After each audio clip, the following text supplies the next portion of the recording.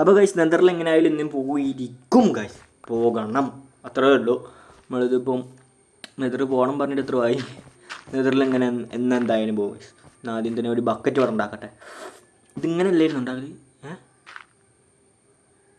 ഇങ്ങനല്ലല്ലോ, അടിയിൽ അതിൻ്റെ നേരെ തൊട്ട് മേലായിട്ടാണ് ഇത് വേണ്ട. അപ്പം ഇങ്ങനെ ഓക്കെ. ഇങ്ങനെ ഒരു ബക്കറ്റ് ഈ സൈഡും കൂടി ഉണ്ടാക്കുന്നു, ലാവ കൊണ്ട് ഒഴിക്കുന്നു, പോർട്ടൽ റെഡിയാക്കുന്നു, നേരെ നെതറിൽ പോകണം ഗൈസ്. എങ്ങനെ ആയാലും നമ്മൾ നെതറിൽ കയറിയിരിക്കും, അത്രേ ഉള്ളൂ.